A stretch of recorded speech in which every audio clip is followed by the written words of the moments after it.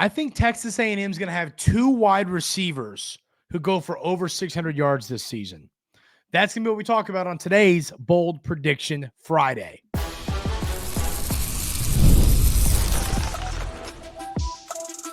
You are Locked On Aggies, your daily podcast on the Texas A&M Aggies, part of the Locked On Podcast Network, your team every day. Welcome on into Locked On Aggies. I'm your host, Andrew Stefaniak. Thanks for making Locked On Aggies your first listen every single day. On the show today, ladies and gentlemen, we're going to talk a little bit about this weekend coming up for the baseball team. Got a few important games, hoping to kind of, tell the crowd that pipe down those that are saying that the number one team isn't very good. And after a couple ugly losses, we're going to talk about that. Massive basketball game coming up on Saturday against the Gators in the Swamp. I mean, this basketball team is reeling. They're in a spot where things are not going well of late for Buzz's squad. So you need a big bounce back win. So we're going to talk about that game, but we're going to kick the show off. I've got a new thing I'm starting on Fridays. We're going to do Bold Prediction Fridays. And I'm going to start the show every Friday, giving you a bold prediction for the 2025 season for the football team. And I was thinking about this today. What I was going to do is I was going to be like, let's do like 3 or 4 bold predictions, right? Talking about for the season. And I was like, you know what? Let's start doing one per Friday. And today's bold prediction, I think that KC Concepcion is going to go for 800 yards plus receiving. And Terry Bussey is going to go for 600 yards or better receiving. Obviously I opened the show saying, hey, I think 2 guys are going to go for 600 yards. I mean, if you look, pulling up the numbers of late for the receiving room for Texas A&M, you really haven't seen a lot of numbers like that. So, I mean, this year especially, Texas A&M's wide receiver, kind of the yards were really spread around in weird ways. So let's pull up the actual numbers. And obviously you got tight ends that, play a role in that. But so this year you had 574 yards go to Noah Thomas, 381 yards go to Jabri Barber. And then in the receiver room, Cyrus Allen gets 269. Terry Bussey gets 216. Moose Muhammad has 55 yards. Ashton Bethel-Roman has 44 yards.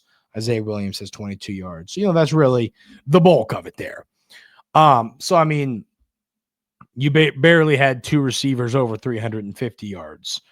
And so knowing that, I think that's going to change this year. And I think there's a lot of roles that are going to play into that change. The first role that I think is going to play into that change is going to be the development of Marcel Reed. And those of you that have listened to Locked On Aggies every day, you everydayers, have heard me constantly discuss how this wide receiver room is going to need a quarterback that can get the ball to these receivers, and it's going to need a playbook that wants to pass the ball a little bit more. And I'm just telling you, my reasoning, I think this passing attack is going to be a little bit better for Texas A&M this year, is because, I mean, if you're KC Concepcion, a guy who I think is an NFL receiver, a top 10 receiver in college football, why would you want to come to Texas A&M if this staff didn't sell you on the fact that they're going to air the ball out more and Marcel Reed's going to develop more? So I just think same thing, Jonah Wilson,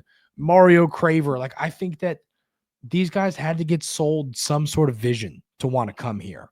Because, I mean, why would you want to come here to, go for 380 yards? Like, you don't want to do that. You're not going to want to do that. So, I'm really kind of anxious to see how many yards these guys go for, but I just don't believe they would come here if it wasn't for that. So I think that KC Concepcion is the leading receiver for the Aggies. If it's funny, this is a fun conversation to me with his yards. If you said, Andrew, be bold, how many yards does KC Concepcion have? I'd say I think he can get to 1,000. Say if you're saying realistic, I think it's in that 800 to 1,000 range. I think he can go for 800 yards. I mean, first of all, he's done it before in college. But the problem is, this is the problem for Concepcion, and I kind of feel bad for him, is I don't think that it's all up to him. So you know what I mean by that is I just don't I don't think that he is going to be the one that it's not all up to him, I guess is what I'm trying to say. Like Casey Concepcion, we know how good he is. We know how good of a player he is. But at the same time, he still needs some help. And if Marcel Reed doesn't develop, Casey Concepcion is going to be the one that struggles because of it. So, although I still believe even if Marcel Reed doesn't improve all that much as a passer, I still think Concepcion goes for 600 yards. But if Marcel Reed has taken that step, I think he's going to go for 800 with a shot at 1,000. It would be tough. It'd be tough to get to 1,000, but it's not impossible. And I think Terry Bussey, I've done is it going to be Craver? Is it going to be Wilson? Is it going to be Bussey? Is it Bethel Roman? Who's going to be this great elite wide receiver too for the Aggies? And I'm bought in on it being Terry Bussey.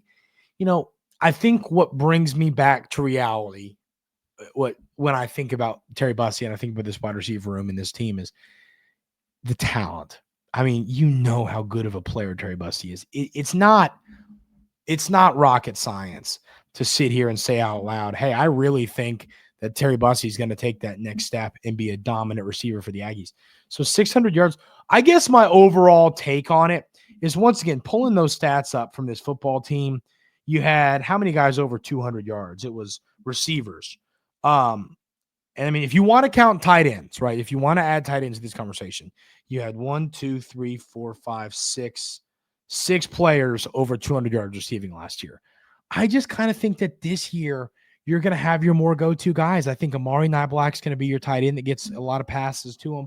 I think that you're going to see your top 3 receivers be your top 3 receivers. And it's going to be that. It's going to be, 850 yards, 610 yards, and then 430 yards. And then, and those are your, right there between your receiver and let's do that. And we'll say, that's 800, 8, 9, 10, 11, 12, 13, 14, 15, 16, 17, 18, 1,800 yards plus, between the receivers. I'd say probably closer to 2,000 is realistic. And then your tight ends or running backs. Because I think this offense is going to throw for over 3,000 yards this year. It threw for 2,700 last year with the kind of quarterback mix stuff between Wigman and Reed. And I think Reed's going to throw for 3,000 yards this year. I don't think he's going to throw for a crazy amount above it, but I think it could be like 3,000, 3,200. Does he get to 3,500? I don't know if I'm buying that, but I think he's going to throw for a lot of yards. And once again, that means a lot of yards are to be spread around throughout this room. I just think I think how good the running backs and offensive line are going to be will open up things in this passing attack to where the coaching staff says, heck, let's get the ball to these receivers. They're really good. Let's push the ball downfield a little bit. So I do think that you're going to see that happen. So I am, at the end of the day, looking forward to seeing what these guys do. So, but then tell me is that bold? Is it bold to say that those 2 guys go for 800 and 600 respectively? Do y'all think that's bold, or do you think, okay, well, I guess it could be 3 things. It could be insane, bold, or like you think that's going to happen. Like it's not really that bold. So let me know that in the YouTube comments. I think the reason that what makes it bold, I think those 2 guys are talented enough to do it. It's not a question of talent in the receiver room. It's a question of what this offense is going to look like with Colin Klein calling the plays again this year, and how much does he want to throw the ball? And then on top of that, how much does Marcel Reed develop as a passer? Those are the 2 things that will make this kind of the interesting question that it is. So, that's what I'm monitoring within the future of this receiver room. But those are my bold predictions. So, yeah, we'll start doing these bold prediction Fridays. If y'all have a bold prediction you want to throw out there for bold prediction Friday, put it in the comments. And if I agree with it, maybe it'll be bold prediction Friday. So throw it in there. Do a new little thing for the next few months. It'll be fun. Obviously, it's not going to carry on into the season, but something fun to do to get us through this offseason here as we're waiting for more football. Texas A&M's got a massive game, ladies and gentlemen. Massive game coming up on Saturday against the Florida Gators. This team is reeling. This team is in a bad spot right now. And we've got to see Can Texas A&M fix it? Can they move in the right direction? Can Buzz turn this team around? We'll talk about that coming up right here on Locked On Aggies.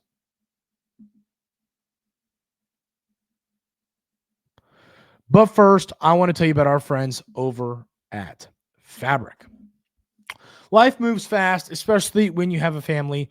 One day you're watching your kids take their first steps, and before you know it, they're off to college. That's why securing their future is so important. Fabric by Gerber Life makes it simple to get long-term life insurance that fits your family needs. With Fabric, you can apply for term life insurance online right from your couch. You can be covered in under 10 minutes, and in many cases, no health exam is required. Parents always want to make sure their family's protected no matter what happens. Fabric gives them the peace of mind with that. You can get $1 million in coverage for less than $1 a day, so protecting your loved ones doesn't have to break the bank.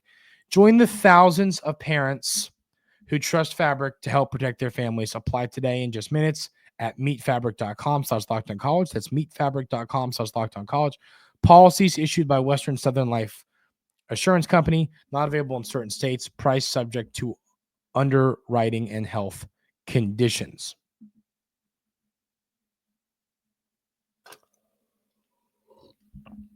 So the basketball team has a big time game coming up on Saturday. You've lost 3 games in a row. You lose to Mississippi State, you lose to Tennessee, and you lose to Vandy. Kind of in a spot, and someone commented this yesterday, and you're exactly right. The defense, we kind of know what this team is offensively. I mean, you hope that it's able to improve over the next few weeks. I don't know if I'm buying it. We'll see, but you kind of know what this Texas A&M team is offensively. The defense is what makes it special. Now, just like any team, an offense is going to have a bad game and have an elite game. You're going to have a game where Wade Taylor and Zerk Phelps both go 72% from the field, and you beat anybody in college basketball with how good your defense is. That's the reality. You're going to have that type of game. But you're also going to have a game where you can't hit water fill out of a boat. And when that happens, that's when you need guys to step up. And, I think that the players that need to step up defensively, at the end of the day, what has killed you? Tyler Nichols kind of for Vandy, he's a 3. You need somebody to step up and play some good defense, whether it's Solomon, whether it's Payne, whether it's your guards. Whether it's Anderson Garcia. And these guys have all played great defense before, and they do it often, but it's got to be a collective, defensive effort. And that's been the issue. Like someone commented yesterday, and they're exactly right. My resident basketball knower, appreciate you being here every day, my friend. But it frustrates me that the defense has been the issue. These are games. If the defense plays well against Vandy, you win that game.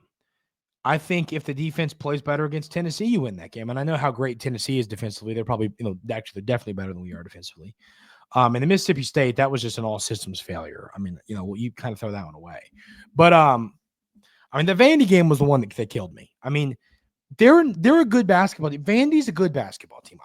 No one should sit here and pretend like, well, it's Vandy. They're good. They're really, really good. And so, knowing that, it's kind of like I get the frustration. They're a good basketball team, but not good enough to come beat this team at home. That's just a reality. It's a frustrating loss. And now you're going to play an angry Florida Gators team who just lost to Georgia on the road, and they're going to be back in the Swamp hosting you. College Game Day is going to be there. You need your best performance of the season on Saturday if you want to beat these Florida Gators. So Florida is a team. They're really good. Walter Clayton Jr. is really good. I think he's the best guard in the SEC. I think he's better than Mark Sears. I think Mark Sears is a foul merchant. I think I think Walter Clayton is the best guard in the SEC. I just think he's a special player. Averages 17.1 points per game, shoots 36.8% from 3, but he can make them from anywhere. He can make them from absolutely anywhere on the floor. And that's what makes him scary. Then that's the other problem with his Florida team is then right behind him, Elijah Martin and Will Richard, these two guards are really good. I think those three guards right there between Clayton, Martin, and Richard, I think those two guys are the best. I think they're the best guards in the SEC. I really do. I think they're the best room of guards. And, once again, that's what makes them scary. So, for example, against Georgia, not the best day for Walter Clayton. When Florida kind of made their run, he heated up. But Will Richard gives you 30 points. That is what makes this team terrifying. Elijah Martin can give you 30. Will Richard can give you 30. Walter Clayton can give you 40. On any given night, if those guys pop, they're the best team in college basketball. That's just a reality. They're one of those teams that when they have their best night, nobody can beat them unless that team, I guess, has their best night. For example, I think Florida had their best night against Auburn, and the score was closer than this game was. They steamrolled Auburn, I thought. Steamrolled them. So, but that's the scary thing too is I'm sitting here raving on these guards for the Gators. Then they've got Condon and Hanlogden and Howe, two guys that are just great players. Those two, besides Hanlogden, can shoot the three. Hanlogden's more your 7-1 rebound, put back dunk type of guy, offensive board, second chance opportunity player. In Florida, once again, Florida and Texas A&M are the two teams that are the best when it comes to offensive rebounding, especially they're dominant in this factor. So you're going to have to do well on the glass. Normally, I talk about doing well on the glass being kind of a way that Texas A&M gets an advantage over a team.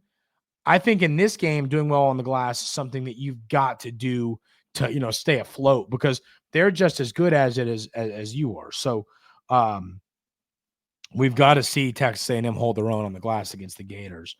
But, they can beat you in any way. Their guards, Clayton, Martin.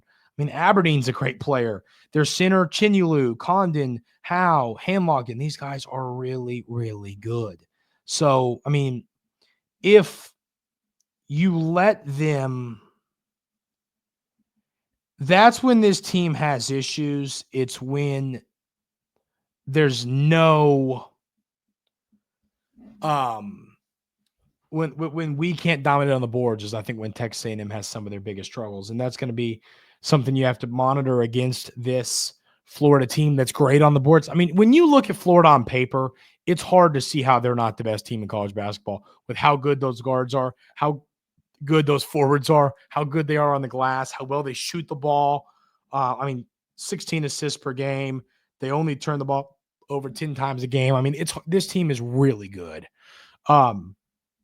So Texas A&M, I think if they're going to win on Saturday, they're capable of doing it, but they have to play their best game of the season. In doing that, they got to make it ugly. They need to you need a good offensive day from Phelps and Wade Taylor. If they don't have a good offensive day, it's going to be hard to get this win. So, really, really, really need to play your best game of the year if you're going to go win in Gainesville. College game day, the Gator fans are going to be riled up. It's going to be a tough game to pull out the win. Gators are coming off a loss. They're going to be angry. So, Texas A&M got to play their best game of the season if they want to win this one. Got a big baseball series coming up this weekend. Well, not really a series. You're playing different teams, but starting tonight, we're going to preview it, really talk more about what you got to do well to win and turn this thing around. We'll talk about that coming up right here on Locked On Aggies. But first, I want to tell you about our friends over at Prize Picks. March basketball is here, and there's no better way to get in on the action than with Prize Picks, the best place for daily fantasy sports. With Prize Picks, you pick more or less on at least 2 player projections, and if you're right, you can win up to 1,000 times your cash. It's fast, easy, and keeps every game exciting. There's a lot of fun things to bet on this week. In the NBA, once again, I'm going to keep saying, keep betting on Luka Doncic. His unders have been hitting. He's going to dial in and figure it out as a Laker. I'm always in on betting on Jason Tatum. He does a lot well often. But Prize Picks is a ton of fun. I really recommend going and having a good time on that. Download the app today and use code LOCKEDONCollege to get $50 instantly after you play your first $5 lineup. That's code LOCKEDONCollege for $50 instantly after you play your first $5 lineup. Prize Picks, run your game.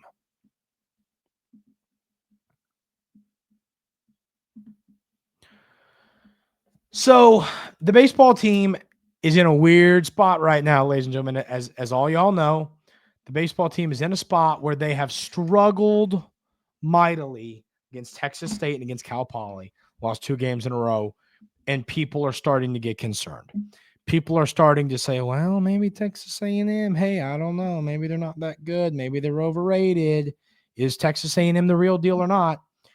I think this is the weekend that you've got something to prove. You've got to stand up and you've got to say, hey, pipe down, we're really good. And I just losing games in the early season, and I'm not trying to make an excuse for Texas A&M because this is the reality for every SEC team. Anytime a midweek team or even a weekend team right now before conference play starts comes to your field to play a ranked SEC team, it's their Super Bowl. This is not Texas A&M. This is every ranked SEC team. So I think it's tough for these SEC teams, and this is why you've seen a lot of teams struggle, lose some of these games, because you're figuring things out. You're starting to see pitches live at the plate. You're starting to see other teams, not your own pitchers, and you're starting to figure out a lineup and figure out who's going to be your guys, who's your rotation. You're figuring all this stuff out while getting the absolute best possible shot from some of these other teams. So that's why I'm a little concerned about the team. I'm not going to sit here and say, no reason to worry. Yeah, I'm a little concerned, but I'm not like press the red button, we're screwed, the world's ending concerned, I guess is kind of my thoughts on this. So,